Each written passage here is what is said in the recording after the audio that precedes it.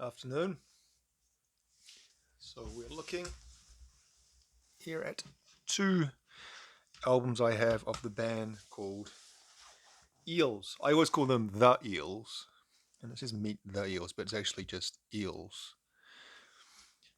Um, so they are an American band. I guess wouldn't actually be the right term because it's mostly just one guy. It's one of those. What's a band like that? I guess like Nine Inch Nails are more of a band than the Eels. A guy who uses a band name as a kind of front for basically a solo career. And the name of this guy is Mark Everett. And they've been going for a while now. And I think well, it says down here, doesn't it? Started in '96. They're still going now. This is obviously came in 2006, but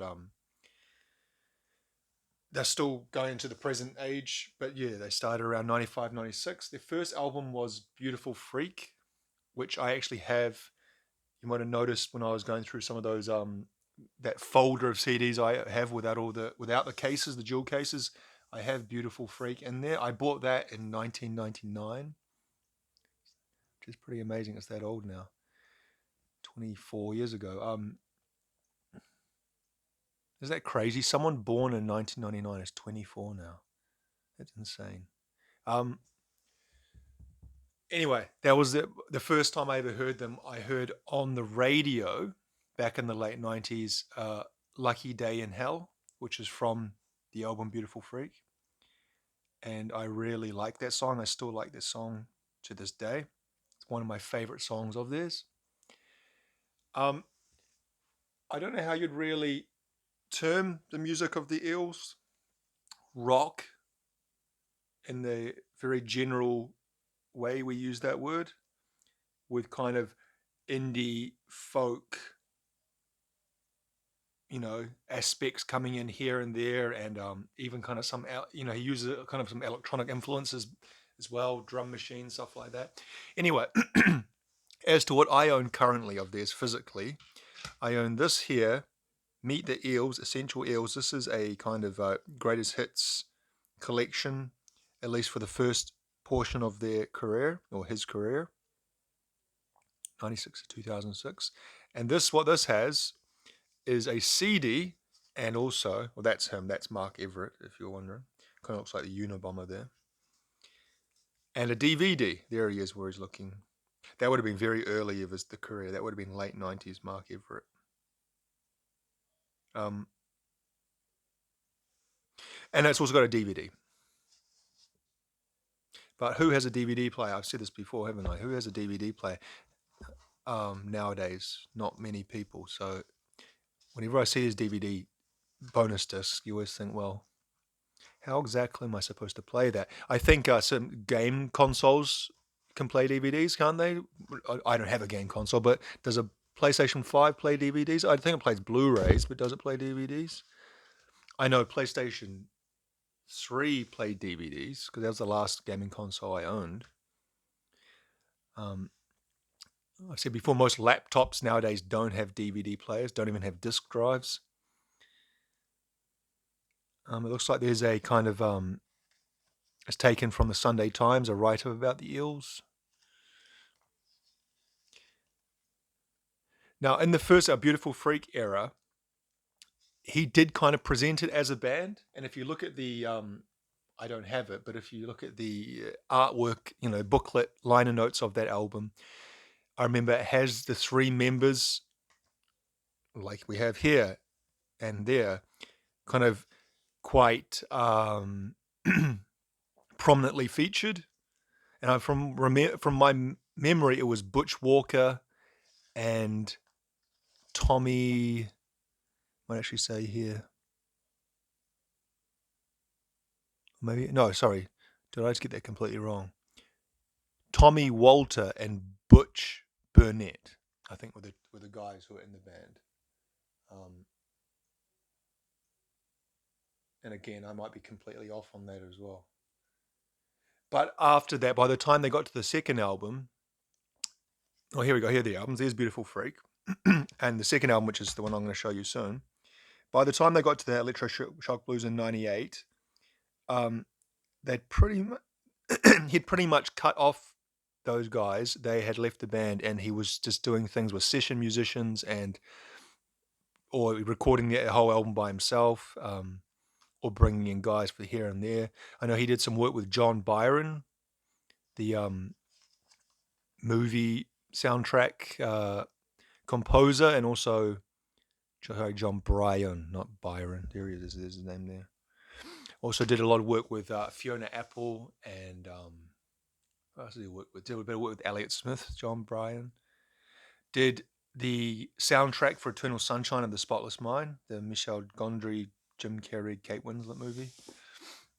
Got a very recognizable instrumentation style. When you hear it, you know it. Anyway, this is good in as much that it provides a very good overview of the first portion of their career. Novocaine for the Soul, Susan's House, My Beloved Monster, Your Lucky Day in Hell. Those first four songs are from Beautiful Freak. I'd say they're probably... actually, I'm trying to think. There's a couple of other good songs on the album I like, but those are four of probably the better songs on that album. Then he goes on to some songs from Electroshock Blues, Daisies of the Galaxy, I think it was Shootenanny and Souljacker. And then he's got the DVD over here. I got this for $1 at a secondhand store, charity shop. See, the condition's okay. It's one of these kind of paper cardboard, whatever you want to call them. It's ripped a bit here. Oh shit! And as you just saw, the function of the cardboard to keep the CDs in, the glue has come away here, so they kind of slip out quite easily. You've got to be careful, which I wasn't. But I've been listening to this over the last, this weekend, yesterday and the day before, and it's good. When I listen to it, most of the songs I like. What I'd say is that I like it in small doses, and that when you start listening to whole albums of his, it can be a bit samey, but also a bit. His subject matter can be quite, especially around like this album here, Electroshock Blues. And to be honest, I haven't listened to much past. I think it was Trouble with Dreams. Was that the album that came out in 2005, 2006? Sorry, Blinking Lights and Other Revelations, which had the song Trouble with Dreams. The subject matter of his song is quite depressing. And he's had quite a difficult life. And again, like I said, I haven't listened to much since 2006. I've listened to his early stuff throughout the last 10 years, but I haven't listened to his new stuff. And from looking at the discography, he has released Hombre Loco 2009, End Times 2010, Tomorrow Morning 2010, Wonderful Glories 2013, 14, 18, 2020. So he's regularly released albums throughout the last decade and a half, which I haven't heard any of. And I don't know, maybe he's completely changed the kind of songs he writes about. If I talk about some of the other songs on here, Last Stop This Town, which was a single, which comes from this album here, Electroshock Blues. He wrote that about his sister. So I should say a little bit about his history. So his dad died, and I think his life story is kind of woven into the music. And often when you see a write-up about him, they'll mention these things because it kind of, if you understand that, I think it helps you understand the music as well. But anyway, his dad died. His dad was quite a famous scientist, and he died in Mark's teenage years, I think. And then his sister had quite serious mental health, drug abuse issues, and she committed suicide, which I don't think I'm allowed to say on these videos, but she did. And that's a large part of what this album here is about, which came out in 98. And a lot of the songs are kind of directly about the sister. Like, for example, the first song, Elizabeth on the Bathroom Floor, his sister's name was Elizabeth, and he's singing about her there in a very direct way. Going to Your Funeral, Electroshock Blues, Hospital Food. You can imagine what a lot of these are going to, what a lot of these are about. At the same time, I think shortly after this, his mother was diagnosed with cancer. So there's other things here: cancer for the cure. Again, referencing hospitals and funerals and medication. And that song there I just mentioned, "Last Stop This Town," which is track 10 on this album, or track what 5 on the track, sorry, 6 on the greatest hits. It's I heard it a lot before I knew what the song was about, and I always liked the song, but he's again singing directly to almost like the ghost of his sister, saying, I can't remember exactly what the lyrics are, but kind of like, "You're dead, but the world keeps spinning." I think is the first line. But he sings in it's quite a happy, bouncy, upbeat song. So if you just heard the song and without thinking about the lyrics, you think this is kind of like a happy song. But he's kind of imagining he sees his sister again, and that they could. What if I could have saved you, or kind of, or almost you could even read it as I would if I'd come with you, and or anyway, quite a. It's just a nice but also I guess poignant, maybe you'd call it, song. Um, so yeah, this album I got at a secondhand music store. You can see there the X sale price would have meant it was $2 when I bought this, because that's the X sale price means a $2 CD. Much better condition than the other one. Obviously, the plastic jewel case protects it. Almost looks brand new. I owned this new again about 20 years ago, and I sold it. Imagine if I bought back the exact copy I sold, but I don't think I did.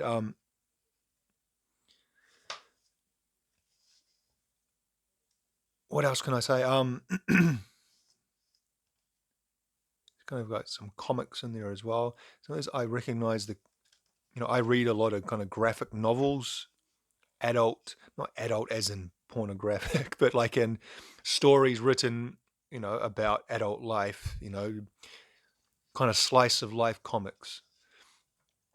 Sometimes I see comic drawings and I recognize the artist, like as in the artist's style, because a lot of artists got very specific and recognizable styles. Not that one, but anyway. Um, well, yeah, everything is changing. I also read his biography, his autobiography, and I mean autobiography in the very literal sense because he doesn't have a ghostwriter from memory. He wrote it himself, and I read this would have been well over 10 years ago. I read this, and again, I got it out from the library. I can't remember the name of the biography, but he writes about his life, about the death of his father, and his relationship with his father, and like he had a very his dad was a, had did his dad no I think his dad had a heart attack. I don't think his dad took his own life, but he had a very distant relationship with his father, as a lot of teenagers do. But his dad, in particular, like I said, his dad was quite a noted, famous scientist. I think he was an academic, worked at a university, but didn't have good ability to communicate with his family, and so okay, I'm kind of looking simultaneously looking up. His dad died at 51, so very young. At age 51, Everett, the father, died suddenly of a heart attack at home in his bed on the night of blah blah.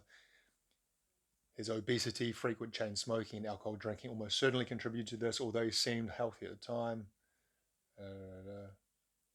Of his death, his son, Mark Oliver Everett of Eels, said, "I think about how angry I was that my dad didn't take better care of himself, how he never went to a doctor, let himself become grossly overweight, smoke 3 packs a day." Jeez, man, 3 packs a day. How would you even manage that? If there's 20 cigarettes in a pack, you hear about people doing that. So that's 60 cigarettes a day. That's like, if you're awake for what? Let's say you're awake for 16 hours. If you have 8 hours sleep, 16 hours. So I'm terrible at maths. That's like 3 cigarettes an hour, over 3 cigarettes an hour, isn't it? It's like it would be almost chain smoking. I don't know how long it takes to smoke a cigarette. I guess not that long, but still, geez, it's quite. It's what an addiction that is. Uh,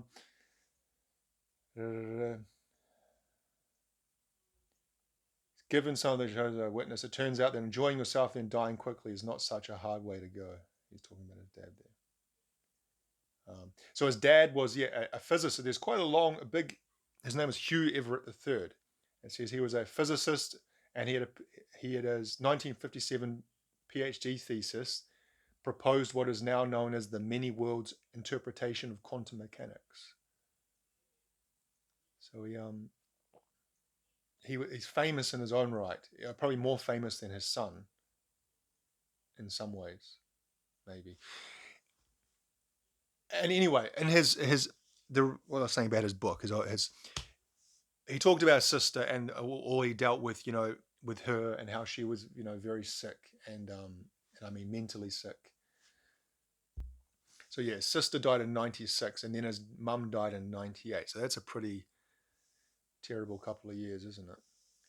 Anyway, in the book, he went into kind of a lot of detail, not detail, but wrote very starkly and plainly and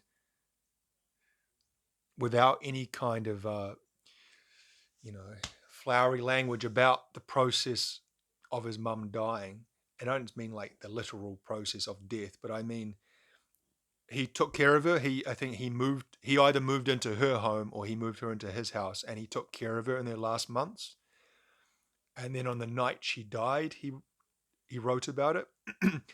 And again, I read that book 15 years ago or 10 or 15 years ago, and it's always stuck with me the way it's not like a particularly harrowing or grisly description, but just kind of, like I said, very plainly and starkly talking about like the death rattle and how the what do you call it, the juxtaposition of life going on around you, but this kind of earth-shattering event happening in your own life. And I think he wrote the song Teenage Witch, and I can't remember what that album was. Sorry, what that song. I can't remember what song that album was on. Teenage Witch. Teenage Witch meaning that TV series Sabrina the Teenage Witch, you may have remembered from the late 90s, because I remember in the book, as she was dying, like the minute she was dying, the TV was on in the background, and the TV show that was on was Sabrina the Teenage Witch. And again, that kind of juxtaposition of kind of almost the absurdity of experience and life, these things I'm not really expressing the way that he he could do, but that's why he's the artist musician and I'm not. But I'd actually like to reread that book if I get the chance. I might actually look at it, see if it's available in the library still, and get it out, because yeah, it's there's passages in books you even you don't remember the whole book, but it'll be kind of one or two things you'll remember, and it kind of sticks in your brain. Sometimes it's just a sentence. I definitely remember him talking about his mother dying in the living room while Sabrina the Teenage Witch was playing on the TV behind them. So anyway, yeah, two of, I guess, the early parts of his career, and like I said, I really haven't listened to much past that. Other good songs on this I kind of skipped over. I like Railroad Man. I like Trouble with Dreams. I like Birds. The song's called I Like Birds. Where is it? Oh, down here. I like Fly Swatter. You know what I don't like? He does a Get Your Freak On thing. Where is that? Oh, there. Song 15. Who sings that? Get Your Freak On. Is that like hang on. It's Missy Elliott. I can't stand almost any cover of a hip hop song by a non-hip hop artist, because it always comes off as like a novelty, joking. Look, I'm a white guy doing a hip hop song. Isn't that quirky? And apart from that, musically, the songs don't usually lend themselves to being covered in that way, in my opinion. So he could have left that off. There's another one. Where is it? 21. I'm going to stop pretending that I didn't break your heart. That's a nice song as well. Got very country music type titles, don't they? Anyway, yeah, I would recommend having a listen to the Eels, especially their first album, Beautiful Freak, but also Electroshock Blues, Daisy the Galaxy, which comes after. That's a little bit less bleak. And then there's two which I could take or leave: Shoot and Nanny and Souljacker. But then there's the one after that, which is, I just said before, Blinking Lights and Revelations, which is a double album. I like that album. Haven't listened to much, or actually haven't listened to anything after that. But yeah, not bad for what, $2, $1. You know, I said that's not great condition, but like, man, I wish we could stop using these cardboard cases. I know I talk about this a lot, but how can you be expected to keep these in good condition? You know, you're buying these secondhand; they're already going to be torn up, and then like, there's a reason why we use plastic initially, because it protects everything so well inside. That's kind of the benefit of CDs, is that it's not like a you know a record where shit gets damaged easily and can make it unplayable. But anyway, I guess it's not that important. We'll leave it there. Eels, thank you for watching.